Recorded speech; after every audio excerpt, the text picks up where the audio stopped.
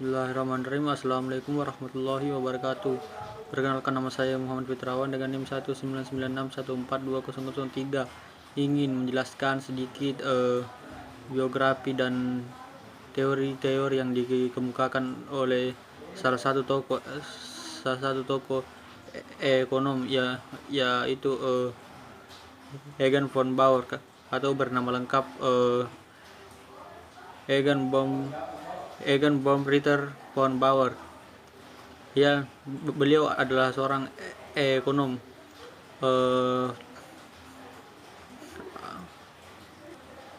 dan tempat tanggal lahir beliau yaitu di Brno, Austrian Empire, Selasa 12 Agustus 1851. Berwarga negara Austria-Hungaria. Mengenai biografi kehidupan dari Egan von Bauer, beliau adalah seorang negarawan dan ekonom terkemuka asal Austria. Ia juga merupakan seorang ahli teori ekonomi dari Sekolah Ekonomi Austria dan menjabat sebagai profesor di Universitas Wina dalam bidang teori ekonomi. Ia dikenal sebagai kritikus dan pemikir yang sistematis. Beliau adalah anak bungsu dari pegawai negeri Austria dan wakil gubernur. Mengenai karir dan pendidikan beliau, instansi pendidikan Egan von Bauer yaitu di Universitas Wina, Universitas Heidelberg, Universitas Leipzig, dan Universitas Jena. Saat menjadi mahasiswa, ia belajar hukum, ilmu administrasi, dan politik, dan berencana mencari karir dalam pelayanan sipil. Tapi karena keluarganya mengalami kesulitan keuangan, ia memutuskan untuk belajar hukum di Universitas Vienna dan menempuh karir yang mendatangkan uang lebih banyak. Dan Egan von Bauer mendapat gelar doktor hukum di Universitas Vienna pada 1875. Setelah mendapatkan gelar di Universitas Vienna pada tahun 1875, ia memperoleh bantuan dari pemerintah untuk melanjutkan belajar di luar negeri dan memperoleh bantuan pemerintah untuk melanjutkan belajar di luar negeri dan mempersiapkan diri untuk jadi pengajar di Universitas Heidelberg, Leipzig, dan Jena di Jerman. Dan ia juga diangkat menjadi profesor di Universitas Innsbruck karena keahlian ekonominya yang hebat.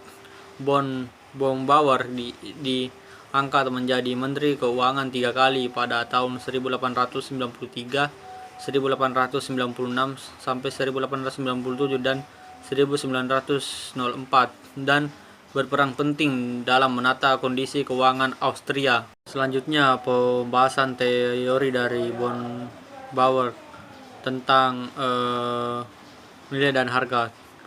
Masalah nilai dan harga menyangkut hubungan umum antara barang-barang yang mengandung manfaat untuk memenuhi kebutuhan. Dalam tingkat pertama, hal ini dikaitkan dengan manfaat suatu barang dalam penggunaannya, value in ice ataupun ice value. Singkatnya, manfaat guna. Yang kedua, dalam tingkat kedua, manfaat suatu barang dikaitkan dalam proses tukar menukar. Selanjutnya, teori von Bauer tentang distribusi pendapatan. Para pelaku aktif dalam ekonomi terbagi dalam beberapa golongan, yaitu satu, golongan angkatan kerja. Yang kedua, golongan pemilik tanah atau pengusaha tanah. Yang ketiga, golongan kapitalis atau pemilik modal. Yang keempat, entrepreneur. Golongan tersebut dibedakan menurut fungsi dan peranannya dalam proses produksi dan pembentukan pendapatan. Bagian pendapatan yang diperuntukkan bagi para pemilik faktor produksi ialah sesuai dengan faktor produksi yang dimilikinya sebagai imbalan jasa kepada perannya dalam proses ekonomi. Di bawah ini jenis pendapatan yang diperoleh para pemilik faktor produksi sesuai dengan faktor produksi yang dimilikinya. Yang pertama itu tenaga kerja upah, yang kedua pemilik tanah sewa, 3 pemilik modal bunga, 4 entrepreneur gaji. Nilai suatu barang produksi tergantung dari sumbangan produktif dari masing-masing faktor produksi dalam proses produksi. Selanjutnya teori Baumbauer tentang modal. Modal sebagai sumber untuk memperoleh imbalan jasa. Modal yang digunakan untuk proses produksi menurut Baumbauer merupakan proses produksi yang tidak langsung. Apa yang harus dilakukan jika harus ada peningkatan modal? Jawaban atas pertanyaan ini kunci yang membedakan makroekonomi Austria dari apa yang kemudian akan menjadi mainstream makroekonomi melibatkan perubahan dalam konfigurasi cincin konsentris, menggambarkan barang sesuai dengan jatuh tempo mereka sehubungan dengan siap untuk konsumsi. Selanjutnya teori Baumbauer tentang bunga atau agio. Dalam teori ini Baumbauer mengemukakan 3 pertimbangan dasar mengapa barang-barang yang tersedia saat ini mengandung nilai subjektif yang lebih tinggi dibandingkan dengan masa depan, walaupun dalam jenis dan jumlah yang sama. Yang pertama, karena dalam suatu perspektif tentang masa depan selalu terkandung harapan bahwa masa depan itu juga akan tersedia lebih banyak dana pendapatan untuk membeli barang guna memenuhi kebutuhan nantinya bila tiba saatnya. Yang kedua, kecenderungan pada perilaku manusia untuk meremehkan kebutuhan masa depan, baik mengenai jumlahnya maupun mengenai jenis kebutuhan itu. Dengan kata lain, dalam perspektif ini kebutuhan yang akan dihadapi di masa depan biasanya ditaksir terlalu rendah sehingga kurang diperhitungkan secara cermat bahwa masa depan masih akan mengalami kebutuhan yang lebih banyak dalam jumlahnya, sifatnya dan jenisnya. Dan yang terakhir, yaitu yang ketiga, berkaitan dengan teknik produksi dalam masyarakat kapitalis modern. Berdasarkan produksi tidak langsung itu akan diperoleh hasil produksi dalam jumlah yang lebih besar dan dengan nilai yang lebih tinggi. Akan tetapi produksi tidak langsung juga berarti bahwa layak harus menunggu sampai saat tersedianya hasil itu dalam jumlah yang lebih banyak dan lebih tinggi. Sehubungan dengan itu harus ada cadangan berupa sejumlah barang konsumsi ataupun dalam bentuk dana untuk membeli barang konsumsi. Selanjutnya teori Baumbauer tentang tabungan. Yang pertama itu pembuatan peralatan produksi, pembentukan modal, tabungan, dan yang terakhir investasi. Perihal pembentukan modal itu sendiri diungkapkan bahwa tidak semua anggota masyarakat secara individu akan menghabiskan barang-barang konsumsi yang tersedia.